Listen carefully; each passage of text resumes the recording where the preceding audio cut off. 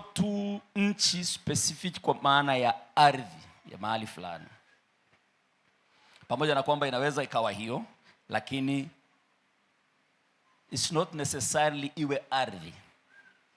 Sawa eh? Na nchi ya ahadi sio Israeli. Imeanzia pabaya. Nchi ya ahadi ni divine abundance ambayo inatolewa katika specific location ama specific dispensation. Hello? Tuko pamoja? Nchi ya ahadi, labda nisome tafsiri ya hili neno divine abundance. Divine abundance represent the limitless, overflowing streams of spiritual and material blessing. Sawa eh? Peace and joy available through divine connection or spiritual alignment. Tumezungumza mambo ya alignment na vitu vingine kama hivyo, si ndio? Ni ule utoshelevu, ama ninaweza nikasemaje, ni utoshelevu fulani wa kiroho ambao Mungu anatoa, lakini sio utoshelevu wa kiroho tu kwa maana ya kiimani, kuwa tu na imani fulani but ni utoshelevu wa kiroho ambao Mungu anautoa, ambao unakava kiroho na kimwili, materials za kawaida za kimwili mpaka za kiroho. Kwa hiyo mtu akibarikiwa, habarikiwi tu kunena kwa lugha, bali anabarikiwa katika roho, alafu ina reflect katika mwili. Bwana Yesu asifiwe. Kwa hiyo tunapozungumza divine abundance, sio tu ule utoshelevu wa kuwa na vitu ama utoshelevu wa kuwa na hela ama vitu fulani, kwa sababu unaweza ukawa na hela lakini kuna limit zake. Hii anasema ni limitless ya flow ya blessings, ni haina kikomo, ni mtiririko usiokuwa na kikomo wa baraka. Bwana Yesu asifiwe. Lakini baraka hizi ziko kwenye mfumo wa favor. Baraka hizi ziko kwenye mfumo wa what is favor? Wa kibali, wa bahati, wa kibali, wa upendeleo. Yes, asante sana. Wa upendeleo. Kwa hiyo kuna baraka ambazo zipo, ndio, kuna ukienda hivi ukaenda hivi unabarikiwa, si ndio? Lakini kuna baraka ambazo ni za upendeleo. Yaani Mungu anakuwa amedesign kitu yeye mwenyewe bila involvement yako. Halo? No, nataka nizungumze na wanadamu sisi ambao tunapenda kujitahidi ili kuwa kitu fulani. Sawa. Ndio maana mwaka huu tunasema becoming, unakuwa. Sio lazima ujitahidi kuwa, kwa sababu unapojitahidi kuwa tayari una negate kwamba wewe sio wa hiyo position. Tunaelewana? Kwa hiyo tunaelekea au tunaitwa kuwa. Just become. Kwa nini become? Kwa sababu divine abundance, ule utoshelevu wa kiungu ambao Mungu ameuplan before wewe au bila involvement yako. Halo? Naongea kitu fulani hivi kikubwa ambacho natamani kila mtu aende pamoja na mimi. Kuna vitu ambavyo umeomba, kuna vitu ambavyo umemlilia Bwana kwamba Bwana unitokee kwenye hivi na hivi na hivi. Lakini kuna vitu ambavyo Mungu ameplani kwa ajili ya watu wake. Kuna mtu ataelewa kitu hapa. Hatuko separate, hatujatengwa na Mungu. Kwa hiyo Mungu anapojifikiria mwenyewe ananifikiria mimi. Ngoja. Kuna mtu hajaelewa kitu hapa. Mungu anapojifikiria hahitaji kunifikiria. Halo? Mungu hahitaji kunifikiria. Mimi ninachosubiri ni yeye ajifikirie, kwa sababu akijifikiria amenifikiria mimi. Kwa sababu nina dwell na kukaa ndani yake. Kwa hiyo kuna issues ambazo Mungu huwa anashughulika nazo sio kwa sababu ya maombi, anashughulika nazo kwa sababu yeye anashughulika. Kuna mtu ananifuata? The promised land. Nchi ya ahadi. Nchi ya ahadi Okay, nimesema sio Israel. Ninajua kwamba hii kwa sababu ya mambo yetu jinsi yalivyo inaweza ikatuletea shida kidogo. Labda tuitafsiri kidogo kwa nini nasema sio Israeli. Sawa. Israeli ni ukoo. Ni watu. Nchi sio mtu. Halo? Kuna mtu ananifuata hapa?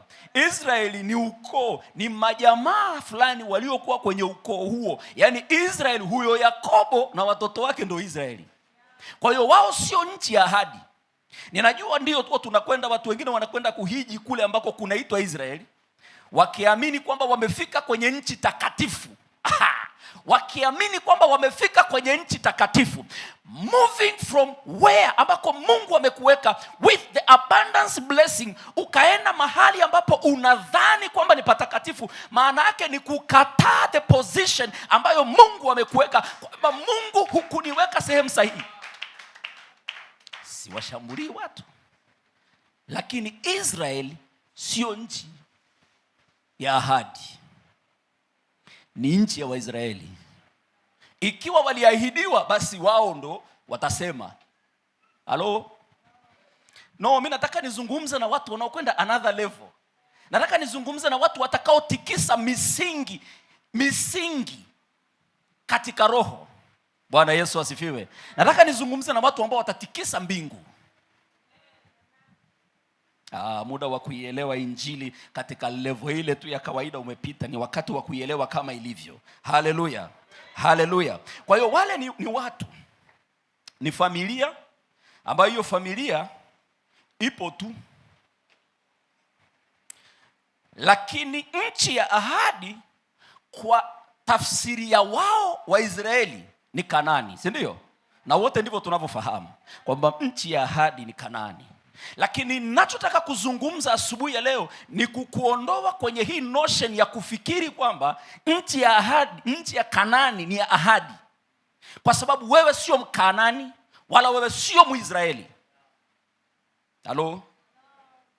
Kwa hiyo nchi ya Kanaani kwako wewe sio nchi ya ahadi. Okay. Ninapozungumza ahadi, lazima kuwe na mtoa ahadi na aliyeahidiwa. Kwa hiyo mimi yale ambayo Mungu amemwahidi Mushi siwezi kuyaita ahadi, kwa sababu kwangu sijaahidiwa. Sijui kama mnanielewa. Hii inatuumiza Wakristo kwa sababu watu tunadandia vitu ambavyo sio, alafu tunajikuta tunamlaumu Mungu kwamba Mungu hujaonekana. Mungu unamuita Mungu wa Ibrahim na Isaka, afu unasema hajaonekana. Kwa nini? Kwa sababu alisema niite nami nitakuitikia, nami nitakuonyesha mambo makuu na magumu sio yajua. Alikuwa anakuambia wewe au alikuwa anamwambia nani? Halo? Nimekuwa mkali sana. Nataka nikurudishe kwenye position sahihi. Nchi ya ahadi lazima kuwe na mtoa ahadi na kuwe na anayepokea ahadi. Ndio kuna mahali panaweza pakaitwa ahadi, na pataitwa kwa definition tu ya aliyepokea ahadi. Ndio maana kwangu mimi Kanaani sio nchi ya ahadi. Halo?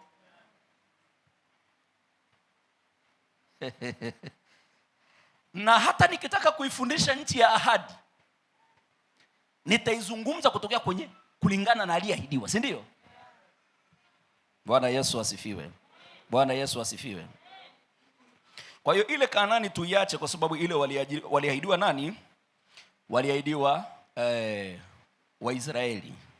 Na mnakumbuka iko kwenye kitabu cha Mwanzo, nafikiri sura kama sio ya kuanzia 9 Samu ya 12 Samu ya katikati, nadhani kwenye 9:9. Sawa sawa. Sasa mimi nataka nizungumze nchi nyingine ya ahadi ambayo pengine tulikuwa tuiangalie sana, ili niweze kuiderive nchi ya ahadi ambayo sisi tumeahidiwa. Bwana Yesu asifiwe. Kitabu kile cha Mwanzo sura ya 12. Nataka nizungumze nchi ya ahadi. Misri nayo ni nchi ya ahadi. Halo? Hello. Misri nayo ni nchi ya ahadi. Sijajua kwa nini hatuendi kuhiji mle na kwenyewe. Lakini nataka leo nizungumze Misri kwa sababu na sisi ahadi yetu tunaweza kuiderive from there mpaka hapa ambapo Bwana ametupa. Amen. Amen. Kitabu cha Mwanzo sura ile ya 12, kama kuna msomaji anaweza kanisomea mstari wa 1 mpaka wa 3. Bwana akamwambia Abrahamu, toka wewe katika nchi yako na jamaa zako na nyumba ya baba yako, uende mpaka nchi nitakayokuonyesha, nami nitakufanya wewe kuwa taifa kubwa, na kukubariki na kulikuza jina lako, nawe uwe baraka. Nami nitawabariki wakubarikio, naye akulaanie nitamlaani, na katika wewe jamaa zote za dunia watabarikiwa. Oh, haleluya. Hadi nasikia kunena kwa lugha hapo mwishoni. Anasema na katika wewe jamaa wote wa nini? Sio Waisraeli. Jamaa wote wa dunia watabarikiwa. Sasa tutafika huko chini tuweze kuiangalia hii. Lakini ahadi tunayoiona hapa ni Ibrahimu anaahidiwa kufanywa kuwa taifa kubwa.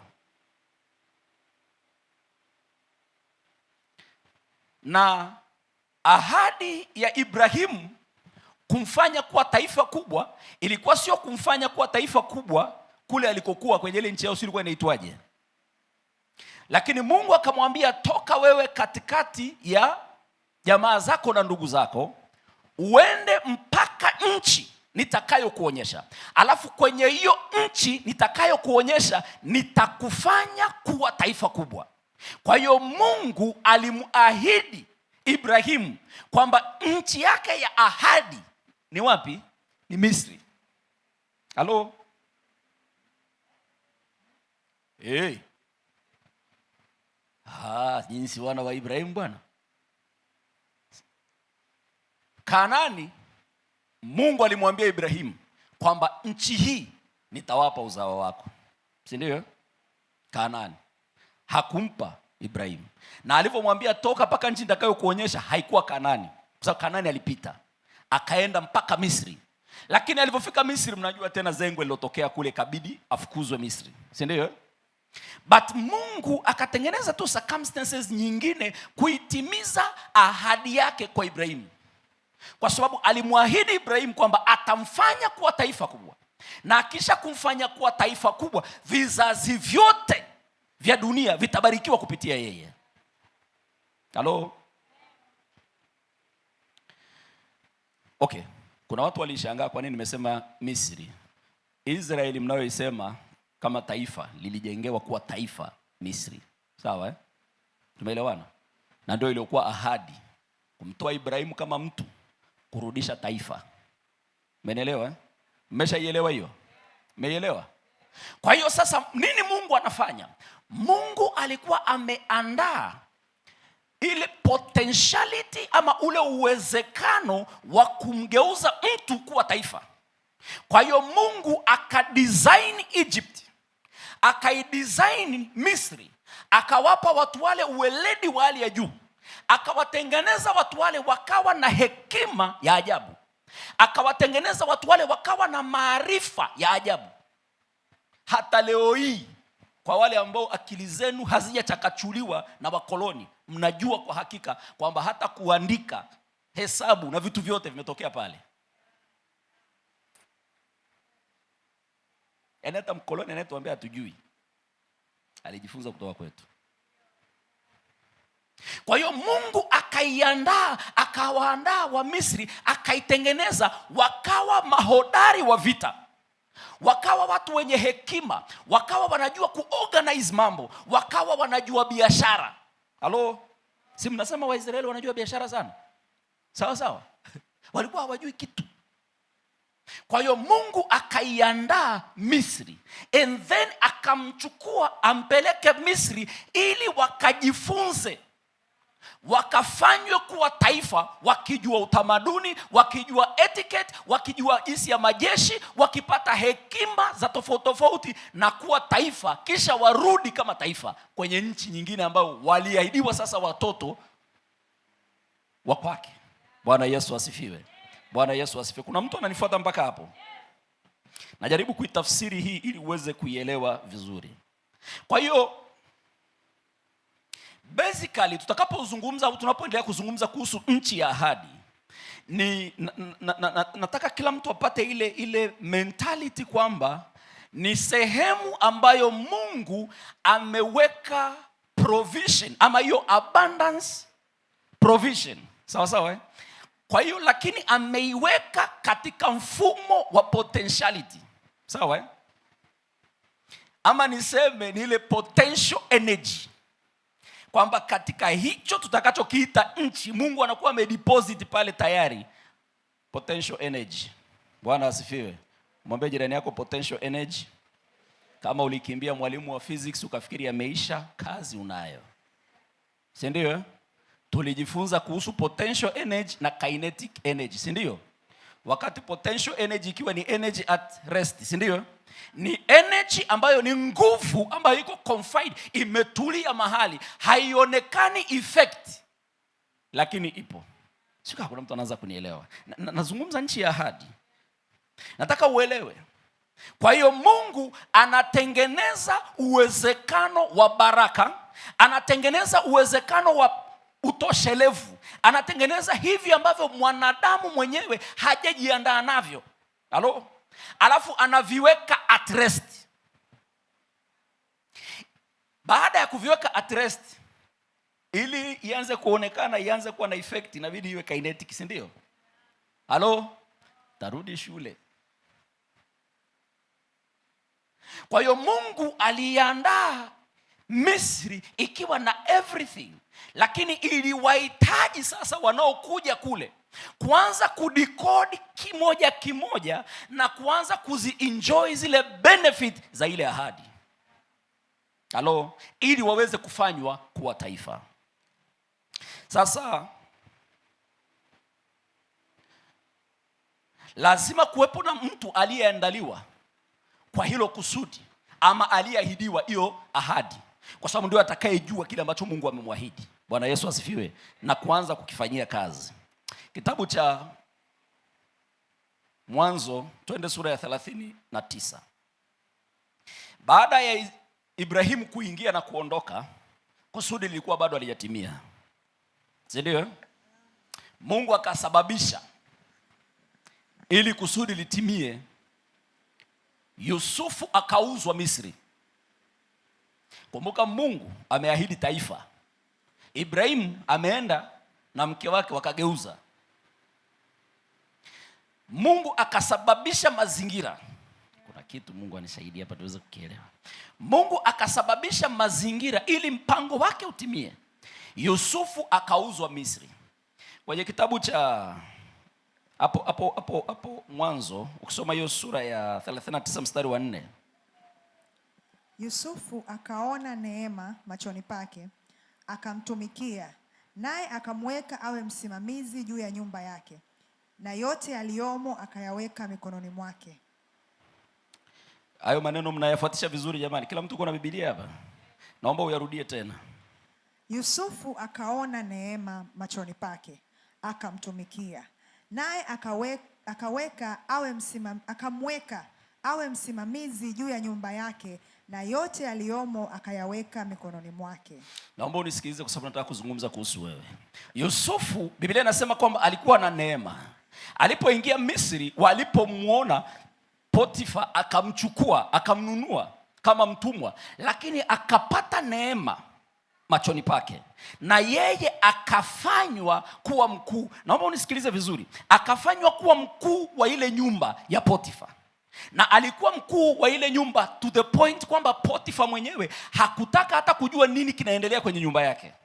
Halo? Nanifuatisha vizuri? Hiyo ni privilege, msiangalie taratibu. Umeajiriwa kwenye mtu mkuu wa majeshi, alafu mkuu wa majeshi anakabidhi mamlaka yote ya nyumba yake ambayo ina watumwa wengine kwako. Kwa lugha nyingine, unapata access na wakuu. Bwana asifiwe. Wale wa access na wakuu, Bwana Yesu asifiwe sana. Tutaketishwa na wakuu, si ndio? Yusufu kwa kuingia tu Misri akaketishwa na wakuu.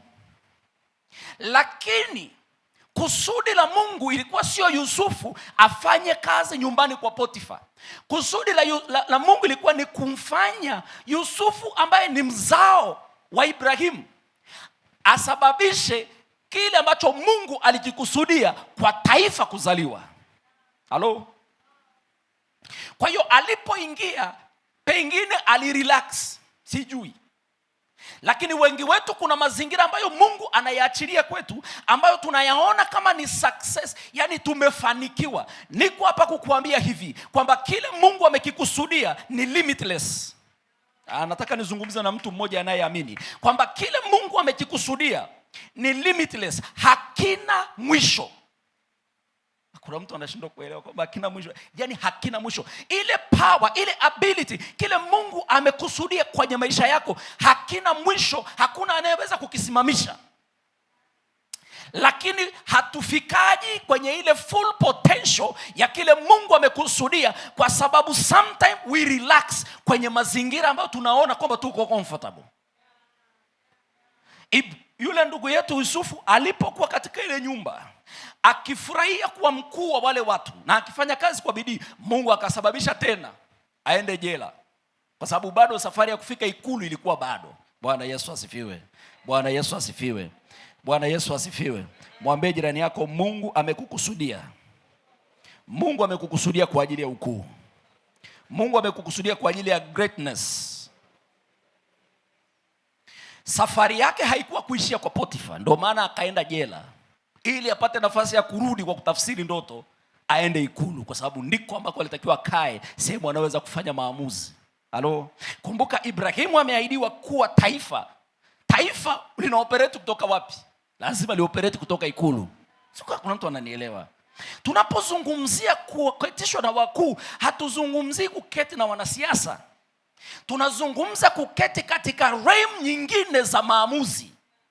Mungu anasubiria vijana ambao watafanya maamuzi, sio kwa kuwazungumza tu hivi, lakini kwa kusababisha katika ulimwengu wa roho na vitu vikatokea kwenye ulimwengu wa damu na nyama. Sijui kama nazungumza na mtu hapa. Yusufu alipotoka jela akarudi sasa akawa waziri mkuu. Hiyo story mnaifahamu.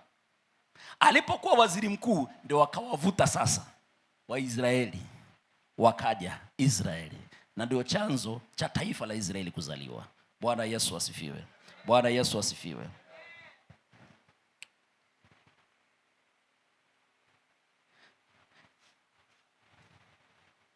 Safari yako ni mbele sana kuliko hapo ulipo. Narudia kusema tena, safari yako ni mbele sana kuliko hapo ulipo. Lazima uweze kuwa na tafsiri ya nyakati. Kilichomfanya yeye aweze kuwa juu ilikuwa ni tafsiri ya nyakati. Alienda akamwambia mfalme nyakati zilizokuwa zinakuja, na Bwana akamweka juu ya taifa ili amanage nyakati zinazokuja. Bwana anataka uzitambue nyakati. This is the year of beginning. Huu ni mwaka wa mwanzo. Sijajua umekusudia nini mwaka huu, sijajua umeanzisha nini mwaka huu, sijajua unaona nini mwaka huu, lakini ninajua kwamba in this year wanazaliwa pioneers wengine wa hali ya juu sana katika taifa hili. I don't know kama wewe ni mmoja wapo, lakini Mungu amekwisha kulay foundation. Kwa hiyo nchi ya ahadi inaweza kuwa dispensation ambayo umepewa. Kwa hiyo katika ile dispensation unaweza kuwa katika certain land. Naomba uniruhusu kusema kwamba kwa wewe ulioko NTM uko katika nchi ya ahadi. Kuna mtu mmoja mitachache kutoka hapa hajaelewa vizuri. Uko katika nchi ya ahadi. Kwa mtu asema sasa mbona ni NTM? Kwa sababu sisi ni wa NTM. Na ahadi tulioahidiwa ni sisi. Halo? But promise katika mwaka huu ambacho Mungu amekiruhusu ni kwamba in this year whoever that will sow, kila atakayepanda atavuna. Lakini atakayepanda katika understanding. Mungu ametengeneza platform. Nilipenda kusikia Joel ameimba ile it's a new beginning. Nikasema okay. The beginning, nilizungumza the beginning, mwanzo ambao Mungu alikuwa anafanya creation, ndicho ambacho ametupa sisi, kwamba ametupa nafasi ya kudwell katika position ambayo tunaweza kuumba. Manaka tumepewa opportunity kama wanadamu, lakini tulio na roho wa Mungu ambao tumegeuzwa to become sons.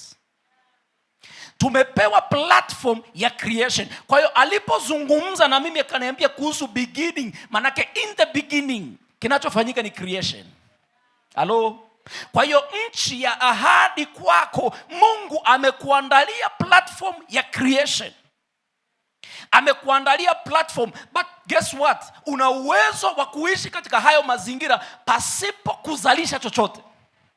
Yusufu asinge tafsiri nyakati za Misri, pamoja na wao wangeweza wakafa njaa.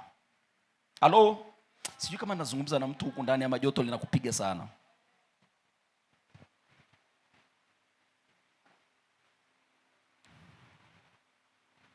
Yeah. In the beginning, God created what? Heavens and earth. Si ndio? Na sisi tumepewa hiyo ya kuumba. Katika kitabu cha Mwanzo pale, wakati tunasoma sura ile ya 12, kuna kitu wamezungumza hapa very profounding kwenye ule mstari wa 3. Wacha nizungumze hiki afu nimalizie hapa, kwa sababu nimeona pia kama geuke jirani yako mwambie tuko sawa. Kwenye ule mstari wa 3 wanasema hivi: nami nitawabariki wakubarikiwa, naye akulaanie nitamlaani, na katika wewe jamaa zote za dunia watabarikiwa. Mungu amekuleta kwenye madhabahu hii ya neema,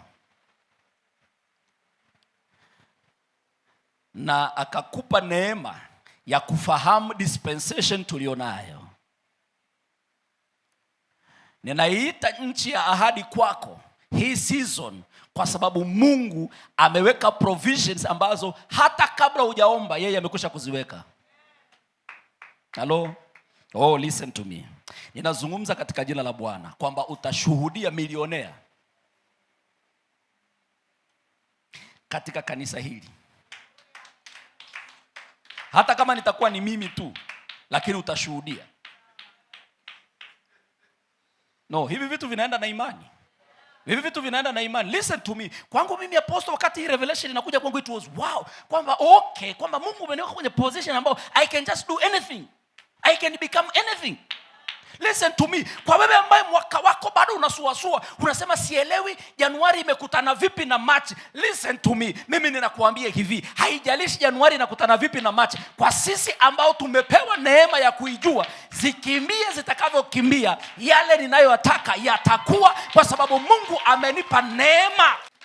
Na ndio maana ninakualika kwenye hii uwanda wa kuumba. Mwaka huu sisi tunaumba tu. Oh, kuna watu wameshaanza kuyafanya haya mambo. Kuna watu wameshaanza kuyafanya haya mambo. Shuhuda zinakuja za haya ambayo Mungu anafanya. Kuna watu wananiangalia wanasema, hii ni ipi anayoizungumzia? Mimi mwenyewe sijawahi kuiona, nimeisikia sasa, na ndio ninakuambia katika jina la Yesu kwamba Mungu amekuweka kwenye dispensation na kukupa nafasi to create. Lakini kama haujui, giza likija utaogope kwamba giza limekuja, na wakati giza linapokuja ndio moment ya kucreate, kwa sababu Roho ya Bwana inakuwa imeifunika lile giza. Ndani ya giza Mungu yupo. Ndani ya giza umepewa mamlaka ya kutamka nuru, na nuru ikatoka kwenye giza. It is time to create. Nobody is coming for you. Nobody is coming for you. Hakuna atakaye kuja kwa ajili yako, sio mtume, sio nabii, kwa sababu Mungu alichokiinvest ndani yako ni zaidi ya kile ambacho mtume na nabii anaweza kufanya. Oh, the only thing that is coming to you is the word of God. Ukishalisikia neno la Mungu, ukabadilishwa, ukawa kile Mungu alikuwa amekusudia, and then you become the co-creator with God, and then the environment listen to you. Mazingira yanakusikiliza, hali ya hewa itakusikiliza. Oh, Mungu anakwenda kuinua watu. I am telling you this, iko nguvu ya uwezesho. Oh, ninaiona nguvu ya uwezesho. Baba, unasema kwamba una mtaji, lakini Mungu amekwisha kuachilia nguvu ya uwezesho. Ni wewe tu kuamua kuingia huko ndani, kwa sababu it's a dispensation. Niko hapa kukutangazia mwaka wa Bwana. Niko hapa kukutangazia nchi ya ahadi, kwa sababu Mungu ameiweka ahadi yako hapa. Oh, na kwa mikono hii, kama alivyozungumza Paulo, watatajirika wengi. Watatajirika wengi kwa sababu Bwana ameachilia neema.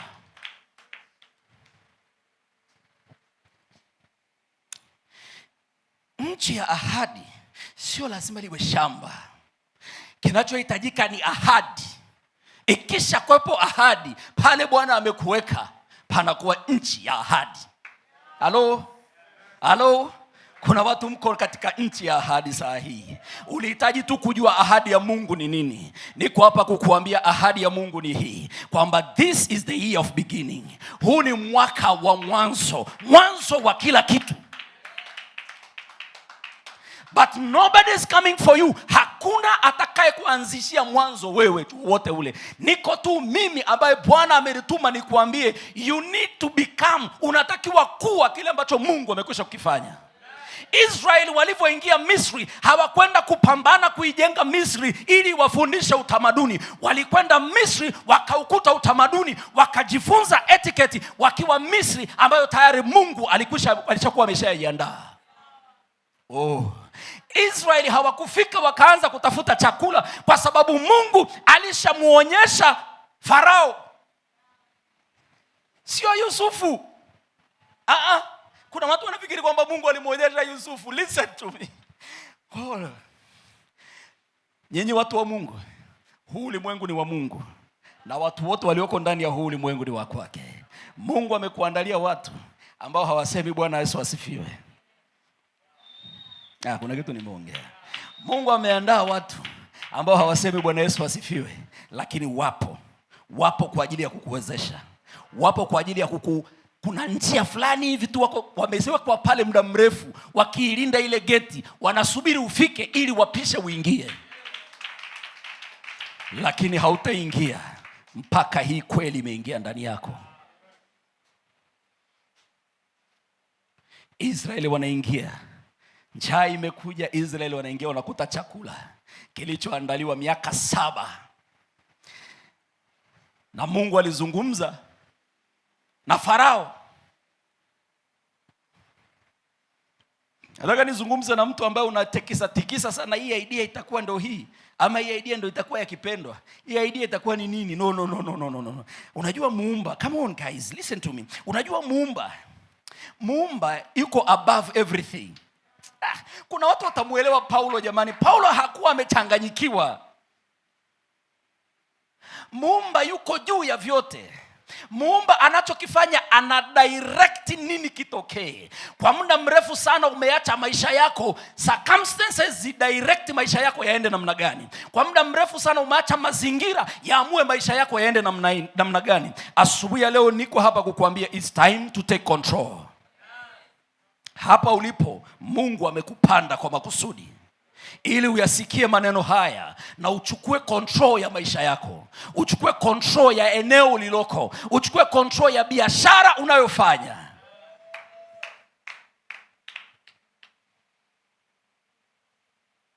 Hallelujah. Kwetu sisi it's a dispensation, ni kipindi. Hallelujah. Mstari ule wa 3 akasema hivi, nataka uiangalie hii ahadi. Akasema, nami nitawabariki wakubarikiwa, naye akulaanie nitamlaani, na katika wewe jamaa zote wa dunia watabarikiwa. Naomba hapa unisikilize kwa makini tu hapa, afu nimalize. Nataka niende nizungumze kwenye lugha ya mbele kidogo, kwa sababu muda mrefu sana tumeiombea Israeli. Na mimi sipingi, unaombea Israeli, ombea na Kongo, ombea na Sudani. Usituletee unafiki wa kuitaja Israeli tu, baba Israeli ya Bwana, Israeli ya Bwana. Sasa umeshasema ni ya Bwana, simumwache Bwana aishughulikie. Tuna Kongo huko ambayo haijulikani ni ya nani. Tuna Palestina kwamba hatujui ni ya nani. Tuna Iran hatujui ni kwa nani. Sudani hatujui ni kwa nani. Somalia wanaishia kuteka meli tu, hatujui wana shida gani na meli. Lakini na watujui. Kwa nini tusimlilie Bwana kwa ajili ya hayo? Amen. Amen. Wewe kuwa na akili njema. Hallelujah. Pole kama nimedisturb maombi yako kwa ajili ya Israeli. Badilisha pale kwenye Israeli, weka Kongo, weka Tanganyika, weka Zanzibar. Hallelujah. Hallelujah. Niposema Tanganyika kuna vijitu, Mungu awasaidie sana. Msinihusishe. Nisipo na watoto wadogo. Mstari ule wa 3 anasema, nami nitawabariki wa kubarikiwa. Kwa hiyo watu mmechukua hatua ya kuibariki nchi feki ya Israeli. Samahani, hilo swali limenitoka wapi? Nilikuwa sijapanga. Kwa sababu ya kumiss the concept, alikuwa anazungumza na Ibrahimu kwamba watakao kubariki nitawabariki.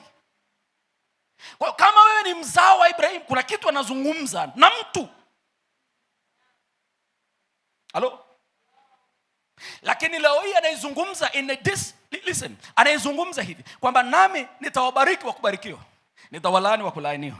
Usisubiri mtu akulaani kutoka nje ili Bwana amlaani, wala usisubiri ukambariki mtu wa nje ili ubarikiwe, kwa sababu alichokuwa anakizungumza hapa ni ndani zaidi ya hicho.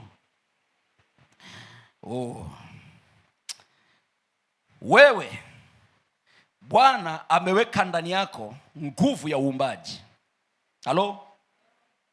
That creative force iko ndani yako. Sawa sawa. Ukizungumza kupitia I am, si ndio? Lile jina Bwana ulilonipa nimewapa, na kwa jina hilo walinde. Wanalitafuta sana hilo jina, si ndio? Lakini ninachofahamu ni kwamba I am, ukizungumza hivyo una provoke uumbaji, kwa sababu ni jina la Mungu mwenyewe. Kwa hiyo ninapozungumza I am, ninaumba. Ninaweza kulaani kwa kutokea kwenye I am, na hiyo laana ikawa laana. Ninaweza kubariki kutokea kwenye I am, na hiyo baraka ikawa baraka. But the issue is this, ninambariki nani na ninamlaani nani? Wengi mnatazama ni wazungumzia wale wa nje wanaowabariki na kuwalaani. Leo ninazungumza na mtu ambaye anatakiwa kuwa, kwa sababu wewe ndio mwenye baraka na laana ya kwako mwenyewe. Odi. Kwa sababu yako maneno ambayo tumeruhusu midomo yetu kuyazungumza without knowing kwamba ndani yetu tuna nguvu ya uumbaji, na kwa maneno hayo tumeilaani aliyebarikiwa. Ndio maana matokeo yake tunalaaniwa. Umeshaanza kuielewa? Lakini tukiyageuza maneno yale na kuwa baraka, tutabarikiwa. Nazungumza na wewe, sizungumzi na mtu mwingine, kwamba Bwana anatazama unasema nini. Halo? Kwa sababu ndani yako ukisema baraka utabarikiwa. Ndani yako ukisema laana utalaaniwa. Ndio maana anasema kwamba nami nitamlaani yoyote anayekulaani. Nimewacha somewhere fulani hivi, nataka mje hapo Tabitha, sio kama mpaona kwamba yani Mungu atakulaani wakati utakapojilaani. Labda niiweke hivyo. Umeelewa? Kwa hiyo wewe huhitaji mtu akulaani nje. Achana na wanao kulaani nje, hao wana biashara yao. Wewe mwenyewe unasema nini? Kwa sababu kile unachokisema unakisema juu ya huyo mtakatifu wa Mungu, na yeye Mungu atakitimiza hicho. Halo? Mnaiona hiyo opportunity ambayo Bwana ameitoa. Kwa nini mtu mmoja leo asianze kutabiri mema katika jina la Yesu? Kwa nini mtu mmoja leo asianze kutabiri tu mema juu yake katika jina la Yesu? And let me tell you this, haitaishia tu kwa zile confessions za kanisani. You have to become. Mungu anisaidie kwenye hili. Naomba usimame pale ulipo. You have to become. Kutokea wewe mataifa yatabarikiwa. Nazungumza na wewe ambaye Mungu amekuweka kwenye hii nchi ya ahadi, kwamba kutokea kwako wewe mataifa yatabarikiwa. Lakini kama utalaani, Bwana atakulaani. Haleluya. Haleluya. Haleluya. Mungu nisaidie. Mungu nisaidie. Wewe umesema kwamba tutaijua ile kweli na kweli itatuweka huru. Itatufungua kutoka kwenye yale ambayo tumeyaishi kwa muda mrefu sana. Tukalalamika kwamba maisha yetu hayaendi mbele. Tukalalamika kwamba we do not experience miracles in our lives. Baba, ninakushukuru kwa sababu asubuhi ya leo kuna maisha yanakwenda kugeuzwa kabisa. Hey. Ay, ay, ay. Nimechoka na hizi biashara za watu wa Mungu kujiunganisha na wanasiasa na kusema mmeketishwa na wakuu. Ninyi mmeketi na wanasiasa. Ngoja nikuambie mtu aliyeketishwa na mkuu. Unataka nikuambie mtu aliyeketishwa na wakuu? Oh, sikiliza. Unataka nikuambie mtu aliyeketishwa na wakuu? Kwenye sura ile ya 41 kitabu cha Mwanzo mstari wa 44 anasemaje? Farao akamwambia Yusufu, mimi ni Farao, na bila amri yako mtu asiinue mkono wala mguu katika nchi yote ya Misri. Oh, ninataka nizungumze na mtu. Kuna situations zimekuwa zikijiinua. Kuna watu mko hapa shetani wanajiinua, si ndio? Leo nataka nizungumze na wewe, yule aliyeketishwa. Farao anazungumza kwa Yusufu kwamba yani kuanzia leo mimi kama mfalme, mtu yoyote asiinue mguu isipokuwa kwa neno lako.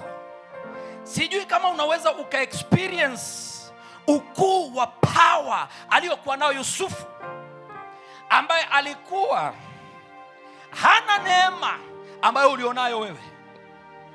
Kuna mtu hajanielewa.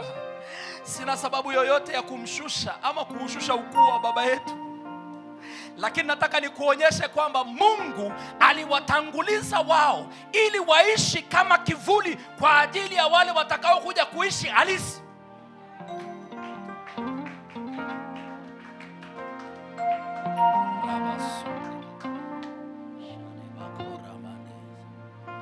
Aliwatanguliza waishi kama kivuli ili wajue kwamba wako wanadamu ambao wanaweza kupewa mamlaka. Mwanadamu mwingine asiinue mguu pasipo neno lake. Oh, nataka nikuambie, viko vitu vingi ambavyo vimeinuka pasipo neno lako kwenye maisha yako, na umejikuta upo kwenye situation uliopo. Hey, umejikuta uko kwenye nafasi fulani ambayo hukuikusudia kuwepo. Lakini atakayeamini asubuhi ya leo akaamua kutake control katika ulimwengu wa roho, ninakuhakikishia katika jina la Yesu, hakuna kitakachoinua mguu pasipo neno lako. Ndio maana anasema kupitia wewe mataifa yatabarikiwa. Nataka kuprovoke ile nguvu ya uumbaji ndani yako, sio ili ianze kuumba mawingu ya blue na mekundu, bali ili ianze kwanza kuumba ndani yako, to change you and become something, to become that which God wanted you to be. Kile ambacho Mungu alikidesign from the beginning. Alipokuwa nazungumza kutoka kwenye sura ile ya kwanza mstari wa 26 akasema, na tufanye mtu kwa sura na kwa mfano wetu. Mtu aliyeumbwa sura ya kwanza alikuwa ni Mungu kabisa, kwa sababu alifanywa kwa sura na kwa mfano wa Mungu. Na Mungu akaweka majukumu yake kwamba akatawale.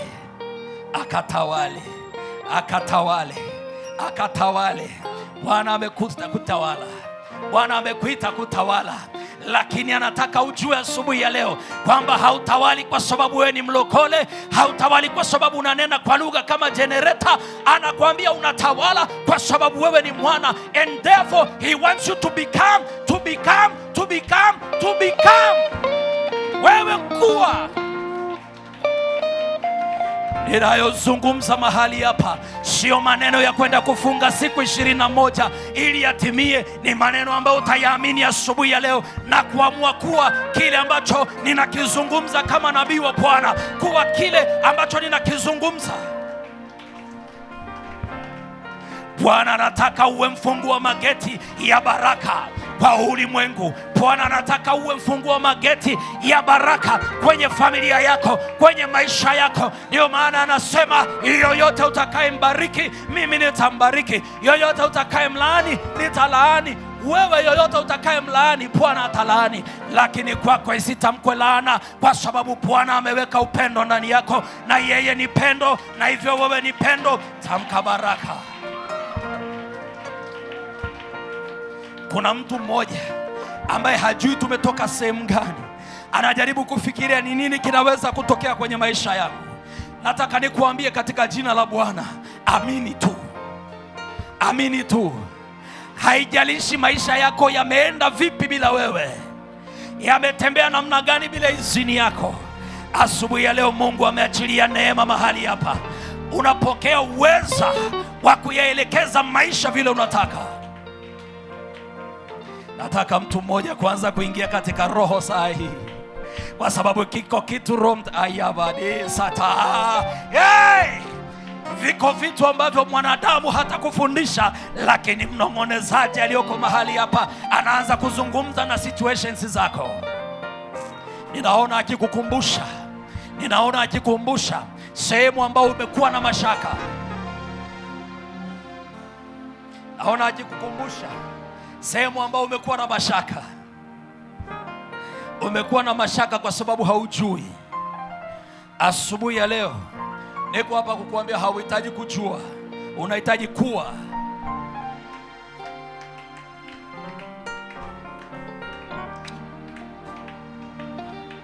Wewe ndio hiyo nguvu ya uumbaji. Wewe ndio hiyo nguvu ya uumbaji.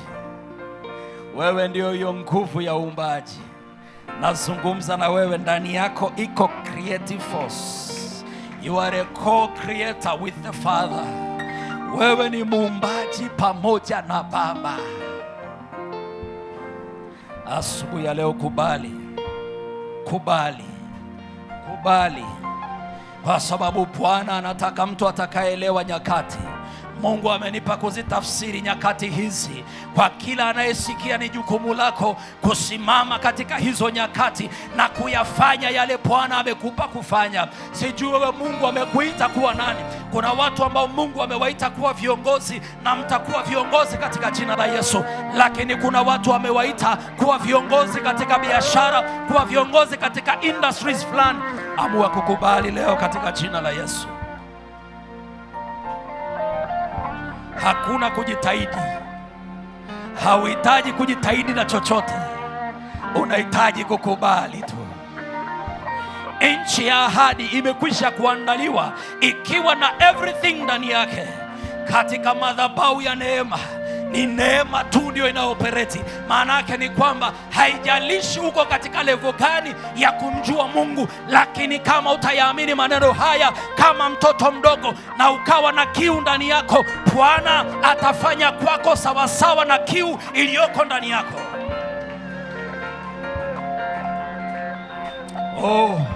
Katika ile madhabahu ya rehema, watu walipokimbilia, hata walipokuwa wenye dhambi, walipokimbilia na kuishika ile pembe, rehema ilikaa juu yao. Waliokuwa wamebeba hukumu juu yao hawakuweza kuwahukumu tena, kwa sababu walishika pembe ya rehema. Sio zaidi sisi ambao tumepewa neema na Kristo Yesu, sio zaidi sisi ambao tumepewa neema kufanyika kuwa watoto wa Mungu, ambao we are co-creators with him. Ninaiumba maisha katika familia yangu. Ninaumba maisha. Ninaumba utoshelevu. Ninaumba pendo. Yako magomvi ambayo hauhitaji kuyasuluhisha.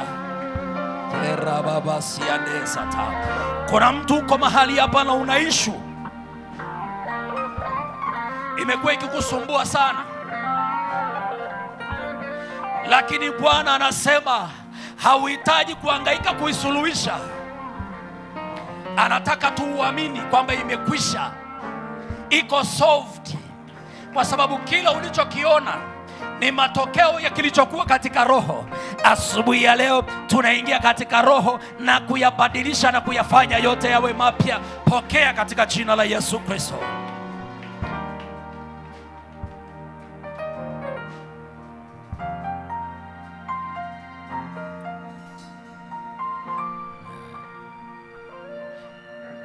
Naomba worship team, kuna kitu fulani hivi Roho Mtakatifu.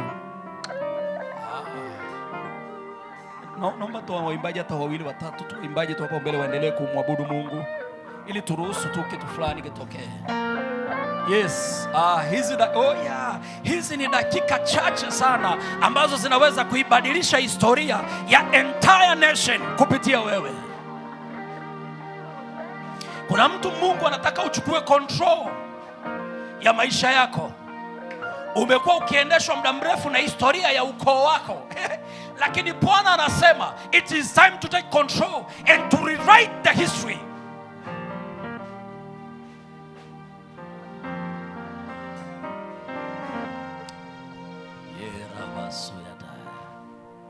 Yesu akasema,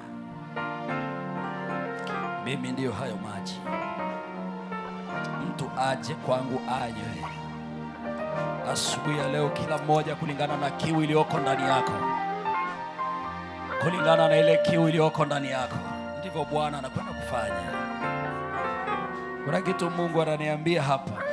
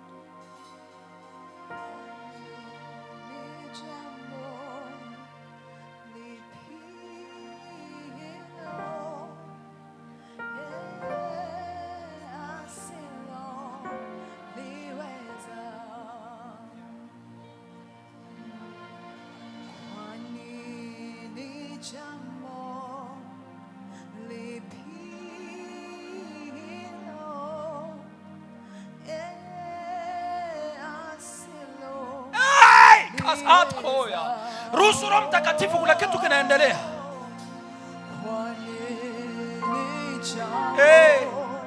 Listen, ni kwa dakika chache sana, lakini una maamuzi, una nafasi ya kuondoka kama ulivyoingia ama kuondoka unavyotaka. Hakuna jambo ambalo haliwezi.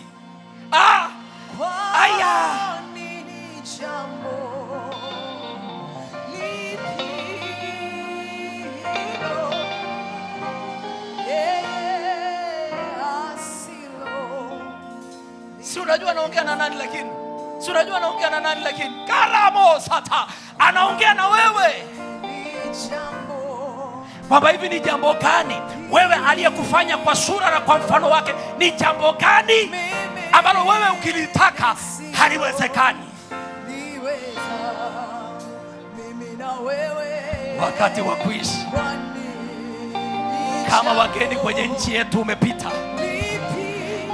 It is time to assure and to take control.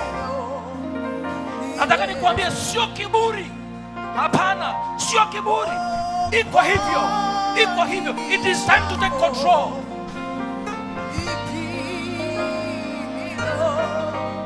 Kuna kitu Mungu anazungumza na wewe. Unatamani kudesire, lakini unahisi kana kwamba utajiinua sana, kwamba ni kikubwa sana. Listen to me. Kama moyo wako umeliona jambo hilo, ndivyo litakavyokuwa, kwa sababu hakuna jambo utakalotaka lisiwe.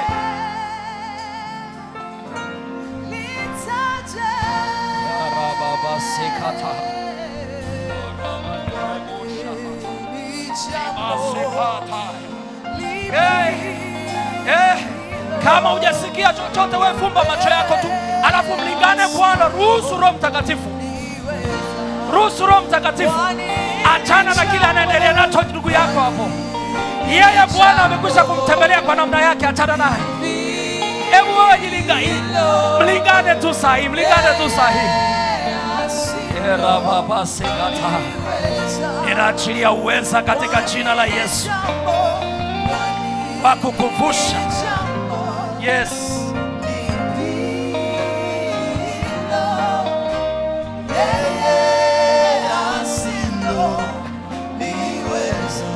Ametupa vyote Bwana. Ni jambo gani?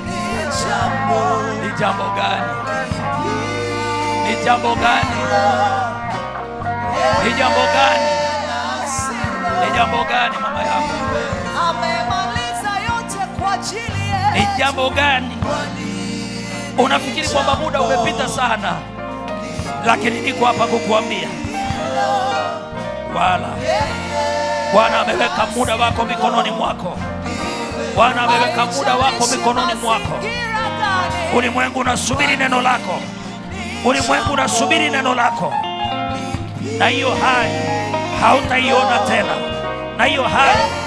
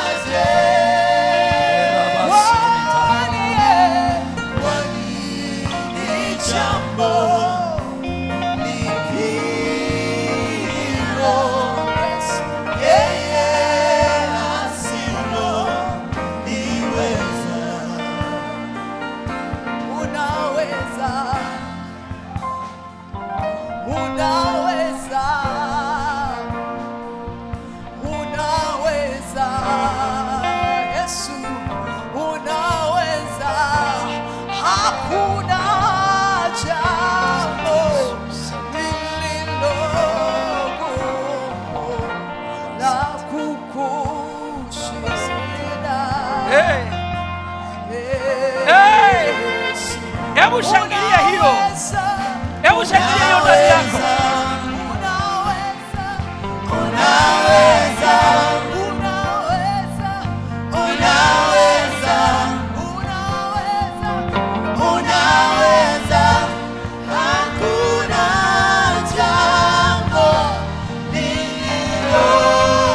Anza tu to take control. Anza ku take control.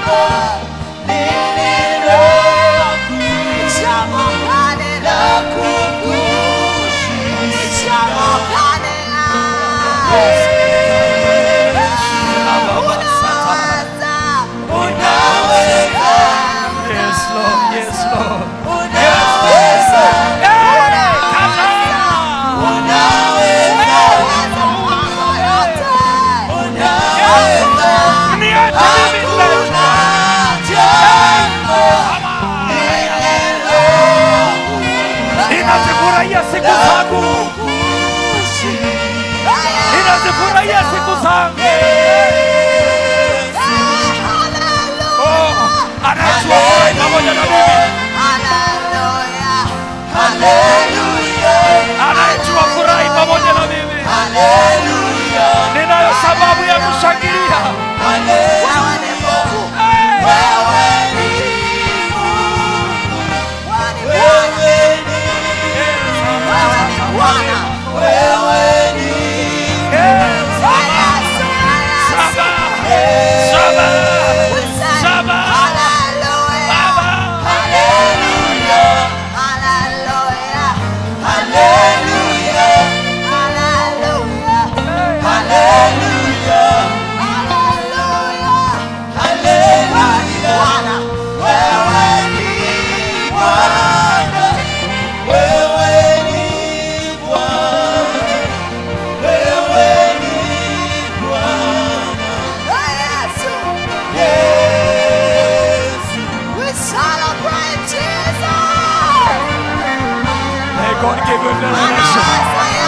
May God give you this revelation. May God give you this revelation.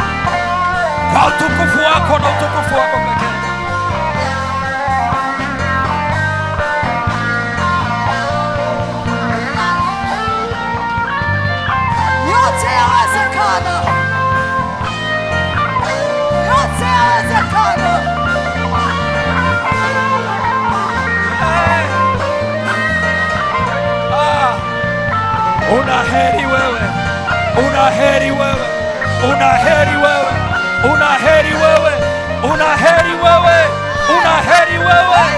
Inasema una heri.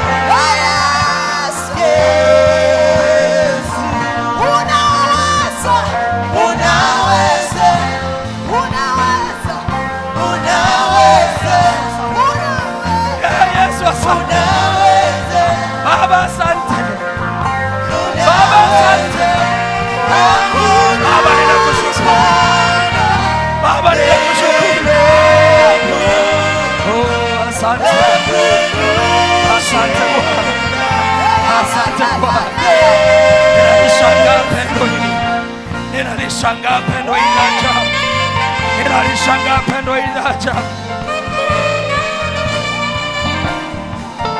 Ukayafunga mambo haya kwa vizazi vingi.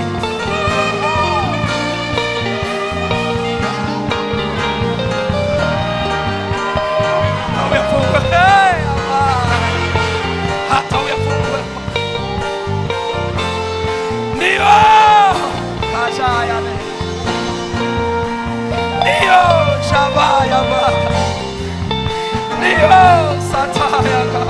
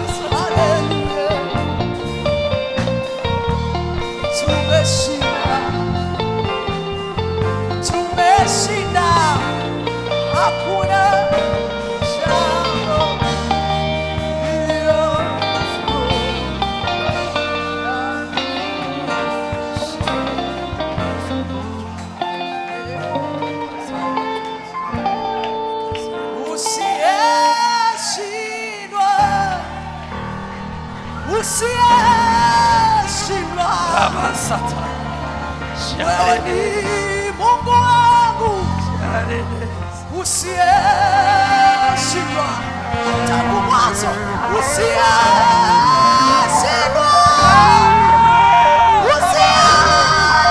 usiyeshindwa.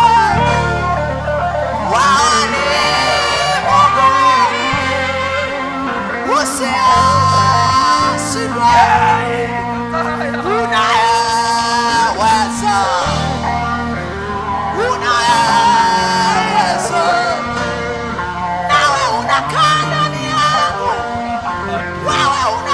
kila moja kuona Bwana. Baba, yafungue macho ya watoto wako Bwana. Baba, yafungue macho ya watoto wako. Baba, yafungue macho ya watoto wako.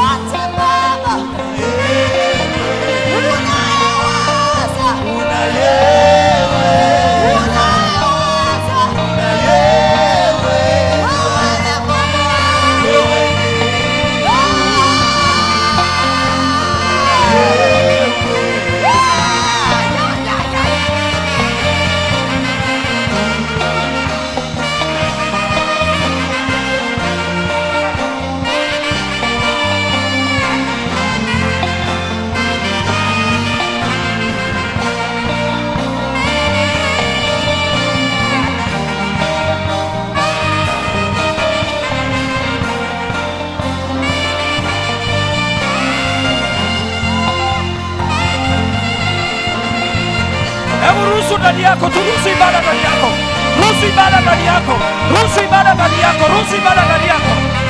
Usikubali wingu hili likupite. Hata wale waliotembea katika ile njia, wajapokuwa wajinga, hawatapotea.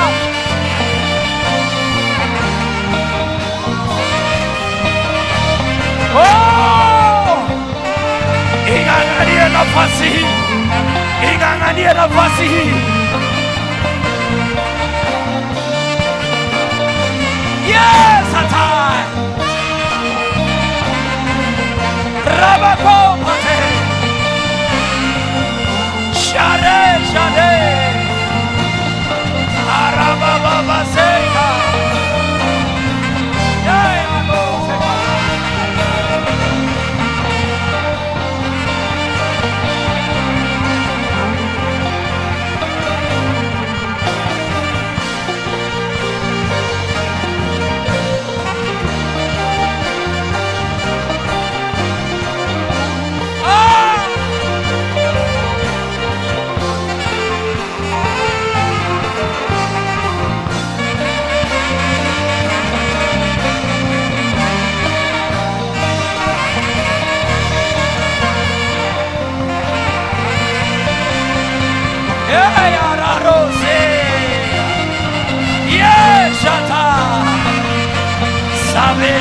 Sabere boca.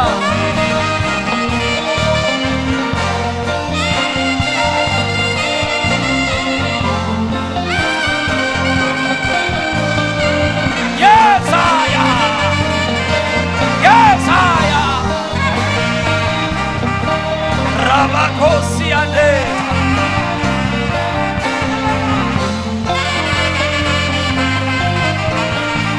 Sharababase. Sharababasete. Rebakosiate. Rebakoba. Sebaya vane. Shenebosa. Ribakapayane. Sheikata. Alojaba. Rabababa sekata. Shanerebe koria mahazedes. Sararabababa sikata. Shabrebe kosati. Rebe kosianda rarabaka. Deiko prabane sedeti. Ribakaria manelebo sata.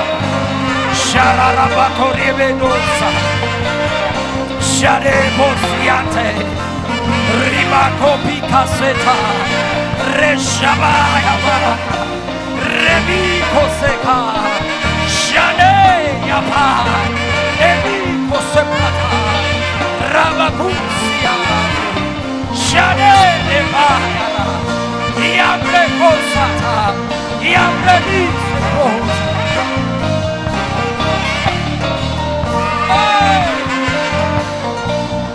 Yes, ayaba. Yes, sobopa.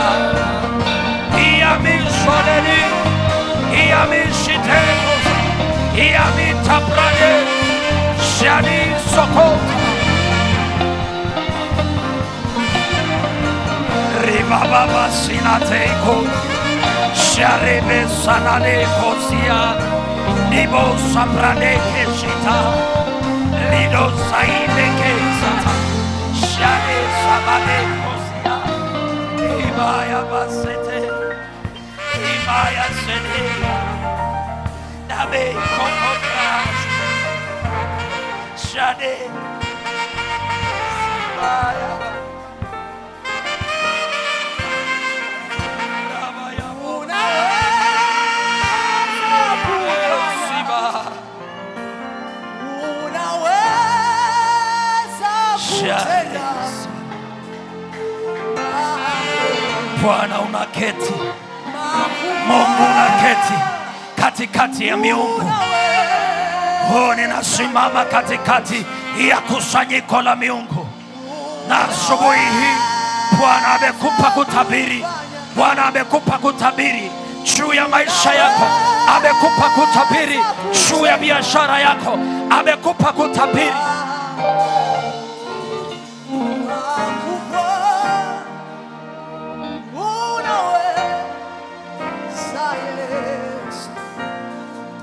Saidia niomavyo, saidia niwazavyo, unaweza kufanya wasio Mungu, unaweza Yesu, saidia ninavyostahili, saidia matendo yangu, unaweza kufanya. The blessings of God. I provoke the blessings of Yesu, ninaamsha sasa neema ya baraka kutoka katika madhabahu hii. unaweza kutenda makubwa, unaweza Yesu, Kiri maneno hayo kwa imani. unaweza kufanya, unaweza kutenda nimekuona makubwa, nimekuona unaweza Yesu, umejithibitisha Yesu, unaweza kufanya ekasaya ndani ya masaya, unaweza kutenda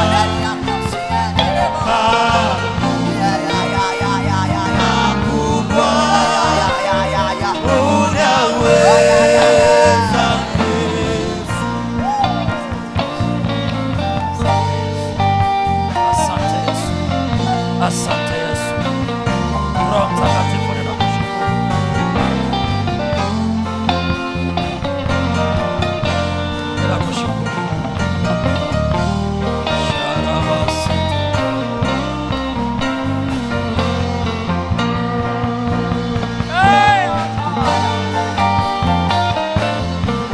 Ndivyo ilivyo.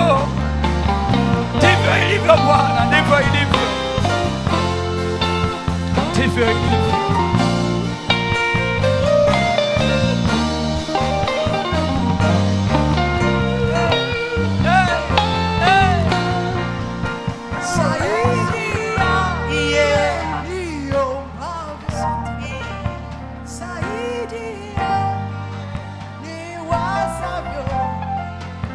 Umenishangaza Yesu, umenishangaza Yesu, unaweza Yesu, zaidi ya mazingira yangu, zaidi ya ninayopitia, umenishangaza Yesu, umenishangaza Yesu, unaweza. Tumwambie Mungu kwa ushindi, unaweza.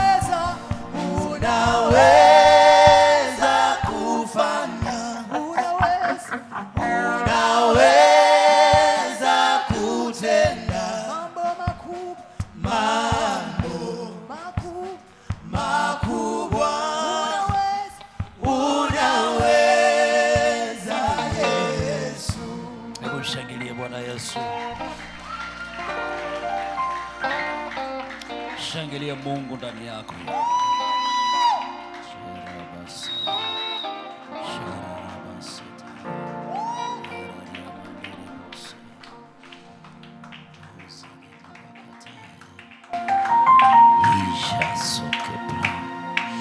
Ninapoita Baba,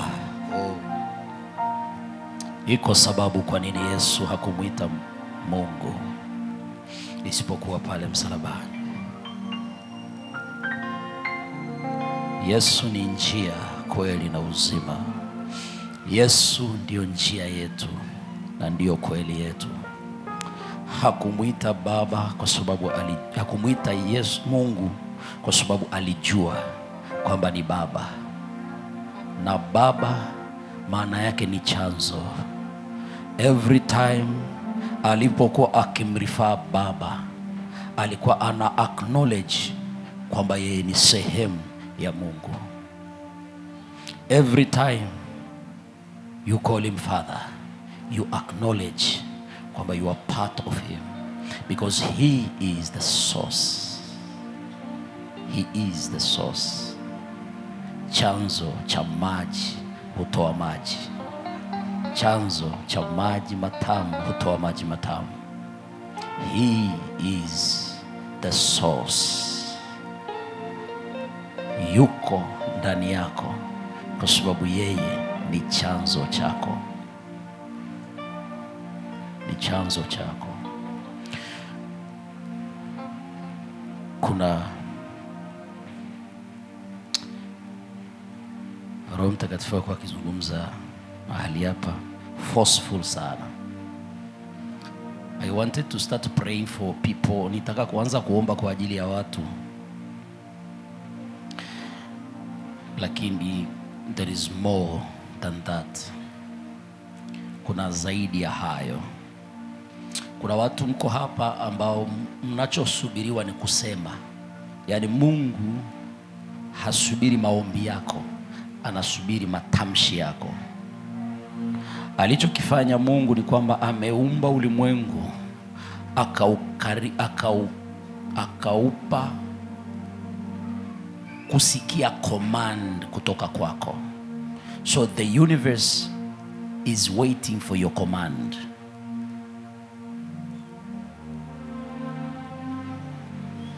Sasa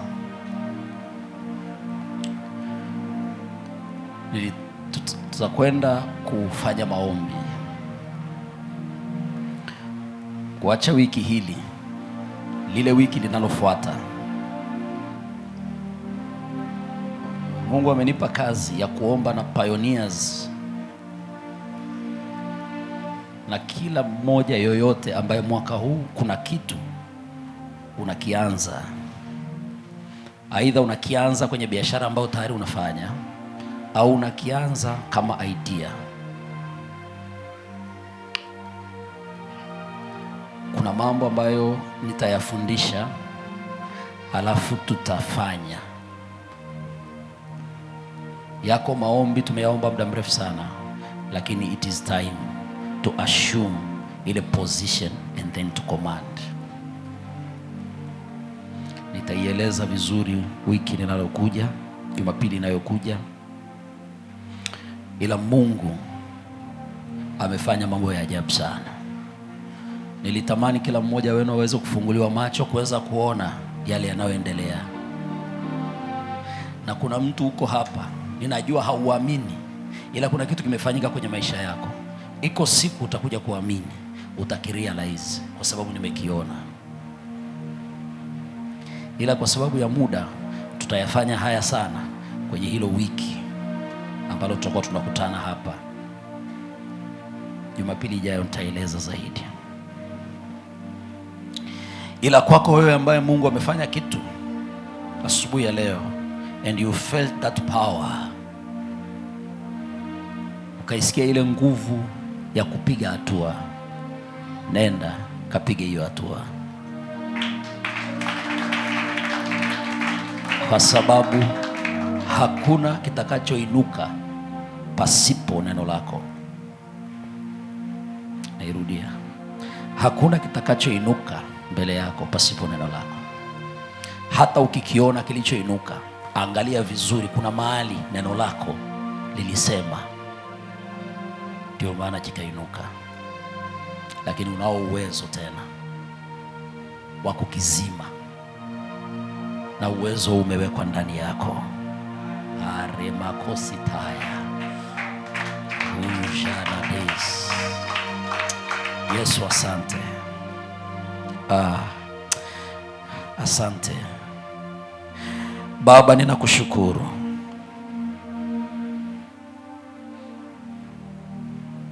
Yes, ninakushukuru. Ndio maneno peke yake ninayoweza kusema. Asante kwa sababu umenipa taski hii kwenye kizazi hiki, na ninakushukuru kwa ajili ya kila ambaye umemwandaa kwa ajili ya ushuhuda wako. Ninajua wengine hawako hapa, wako mbali, wanakuja. Ninawaona wakipiga mbio kila moza hii. Ninawaona wakipiga mbio, nao kwa wakati wao Bwana utayafanya yaliyo mapenzi yako kwa ajili ya ufalme wako. Mimi ninakushukuru tu kwa kunitumia kama daraja kwa ajili ya watoto wako, na kila anayetaka kuvuka atavuka. Mimi ninakushukuru Bwana, nami pamoja na watoto wako tunakurudishia sifa na utukufu, kwa kuwa unastahili peke yako, wala mwingine tena hakuna isipokuwa wewe. Ni wewe peke yako, ni wewe, ni wewe, ni wewe, ni wewe. Hakuna mwingine isipokuwa wewe peke yako, nasi kamwe hatutampa mwingine yoyote utukufu isipokuwa ni wewe peke yako. Wewe uliyeyafanya haya ambayo wanadamu hawawezi kuyaeleza. Hata mimi nimekosa maneno ya kuyasema. Utukufu ni wa kwako tu. Nisiposema siku hizo Bwana, na maneno haya yawe shahidi mbele zako kwamba utukufu ni wa kwako tu. Tunakubariki Bwana, kwa kuwa sifa na utukufu, ibada, adhama, vyote ni vya kwako. Uinuliwe peke yako, uliye juu sana. Uinuliwe peke yako, uliye juu sana. Uinuliwe peke yako, uliye juu sana, kwa sababu uko juu sana.